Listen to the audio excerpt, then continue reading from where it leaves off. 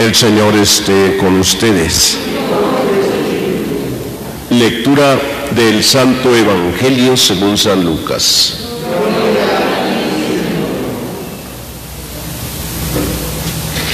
Cuando se fueron los mensajeros de Juan, Jesús comenzó a hablar de él a la gente diciendo: ¿qué salieron a ver en el desierto? ¿Una caña sacudida por el viento? ¿O qué salieron a ver? ¿Un hombre vestido con telas preciosas? Los que visten fastuosamente y viven entre placeres están en los palacios. Entonces, ¿qué salieron a ver? ¿Un profeta? Sí. Y yo les aseguro que es más que profeta. Es aquel de quien está escrito: yo envío a mi mensajero delante de ti para que prepare el camino. Yo les digo que no hay nadie más grande que Juan entre todos los que han nacido de una mujer, y con todo, el más pequeño en el reino de Dios es mayor que él. Todo el pueblo que lo escuchó, incluso los publicanos, aceptaron el designio de justicia de Dios, haciéndose bautizar por el bautismo de Juan. Pero los fariseos y los escribas no aceptaron ese bautismo y frustraron en su propio daño el plan de Dios. Palabra del Señor. Pueden sentarse un momentito.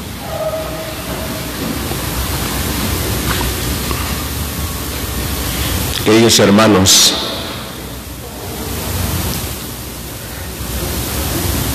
todo el Antiguo Testamento, la Sagrada Escritura,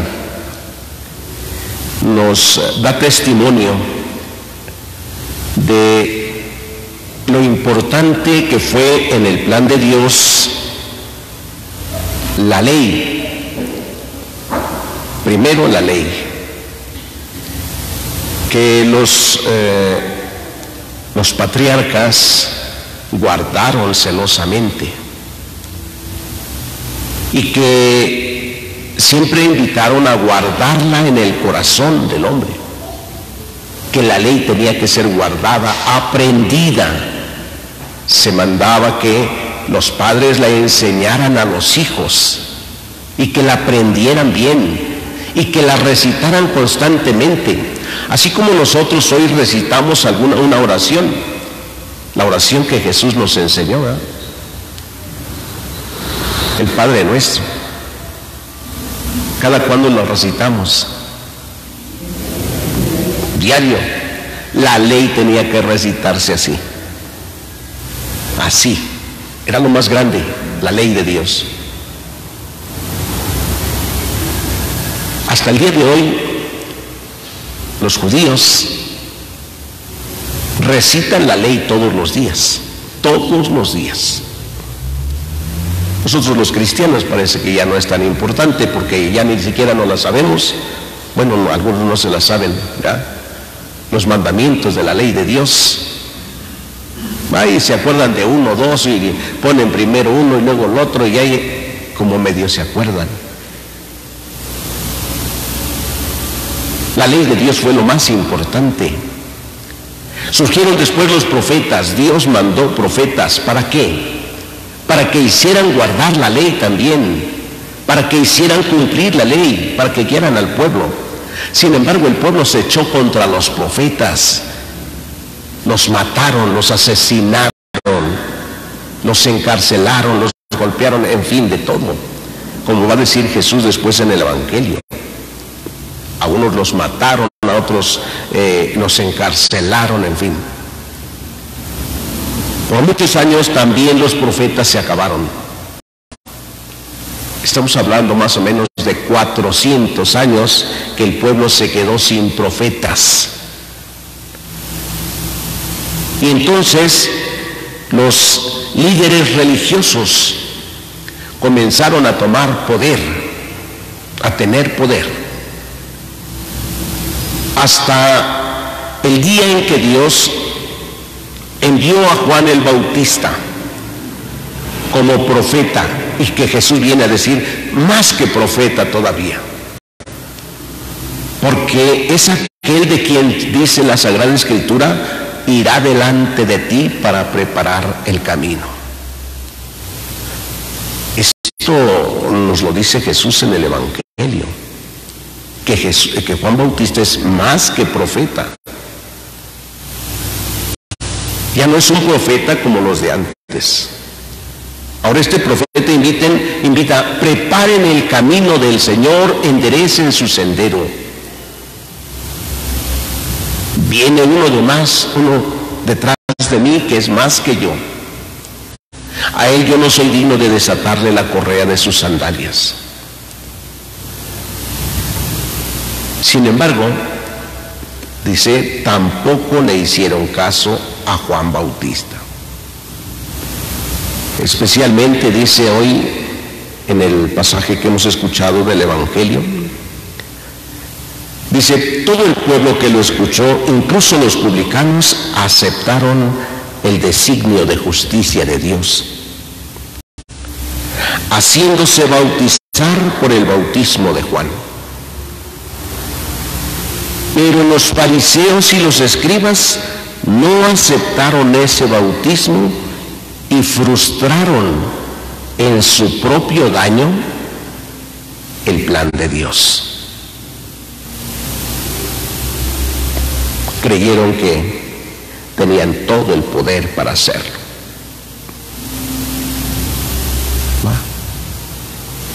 El hombre a veces lo ciega el poder y cree que puede hacerlo todo y cree que es el único que tiene la razón en todo. Hoy escuchaba, por ejemplo, cómo diputados y senadores aprobaron unas leyes, unas normas que pensábamos que podría salir algo bueno de la reforma del INE, ¿verdad?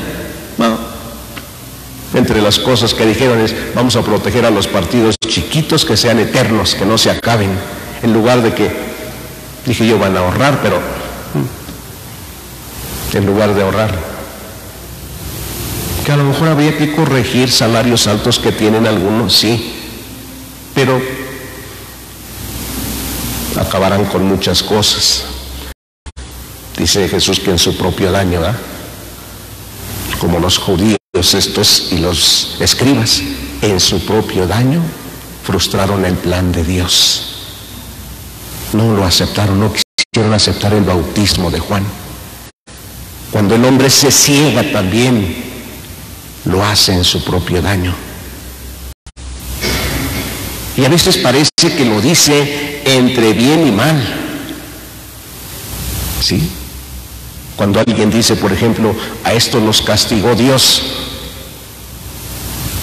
y luego, cuando uno vive ese mal, ese daño, sale castigado. Entonces, parece que está diciendo: así me pasará a mí. Las cosas a veces no se miden en las familias. A veces se maldice uno al otro. Madres que maldicen a sus hijos, hijos que maldicen a sus madres, a sus padres. Se maldicen el uno al otro.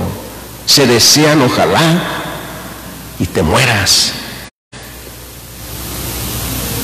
Y todos esos malos deseos, todas esas maldiciones, tarde o temprano llegan a uno o al otro. Llegan. La Sagrada Escritura no se equivoca. Y dice que la maldición de un padre llega a los hijos hasta la tercera y cuarta generación. ¿Sí? La maldición de Adán y Eva, ¿hasta dónde llegó? ¿Hasta cuántas generaciones? Por un hombre entró el pecado en el mundo. Y hasta que viene Jesús, viene para librarnos, para salvarnos. Definitivamente, para siempre. Ya no hay más. Ya no hay otro que vaya a venir para salvarnos. Solo Jesús es el que viene. Por eso, queridos hermanos, Ojalá que nosotros no frustremos el plan de Dios para nuestro propio daño. Dejemos que el plan de Dios se cumpla en nosotros. Seamos verdaderos hijos de Dios, imitando a aquel que es hijo de Dios, Jesús, que pasó su vida haciendo el bien. Así nosotros, que no busquemos nunca nuestro propio bien, sino el bien que Dios quiere. Pues no todo lo que los demás piden es el bien. No siempre. Y podemos verlo. ¿Cuánto pide, por ejemplo, un hijo a sus padres? Y no todo lo que pide está bien. No conviene, ni le va a hacer bien. Le puede perjudicar mucho. Cuando un gobierno dice, por ejemplo, darle al pueblo lo que pide el pueblo, lo que quiere el pueblo, le está haciendo daño. Daño. No le hace bien. No todo lo que le pide está bien. No todo lo que le da le hace bien. Así nosotros, no todo lo que hacemos está bien. Tenemos que aprender a discernir bien qué es lo que conviene realmente. ¿Qué es lo que me conviene? ¿Cómo me conviene actuar ante Dios? Y tengo que discernirlo. Y para ello Jesús nos enseña a pedir que el Espíritu Santo esté en nosotros para que nos enseñe a discernir qué tenemos que hacer en todo. No qué es lo que me conviene, no qué es lo que conviene a unos cuantos, no. Jesús hace lo que conviene a todos y a cada uno de manera personal. No frustremos el plan de Dios para nuestro propio daño, como hoy nos dice de los fariseos, de los escribas. No quisieron recibir el bautismo de Juan. O sea, no hubo arrepentimiento, no hubo reconocimiento, no solo de él, sino del mismo Jesús. No lo reconocieron. Hicieron con él cuanto les vino en gana. Y lo mismo puede pasar hoy, hermanos. Podemos hacer igual de Jesús lo que nos venga en gana.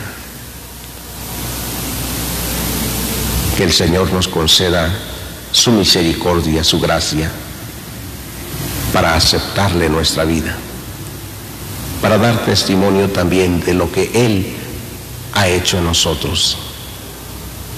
Así como envió Jesús a estos discípulos de Juan el Bautista y les dijo, vayan a decirle a Juan lo que ustedes han visto, lo que están viendo, lo que están oyendo. Eso, den testimonio de lo que ven. Que también nosotros demos testimonio de lo que escuchamos en la palabra de Dios, de lo que vemos en la celebración de la Eucaristía, de lo que hace Dios en nuestra vida. Pidámosle a Dios que nos ayude a dar este testimonio siempre, pidiendo que el Señor tenga misericordia de nosotros. Que así sea.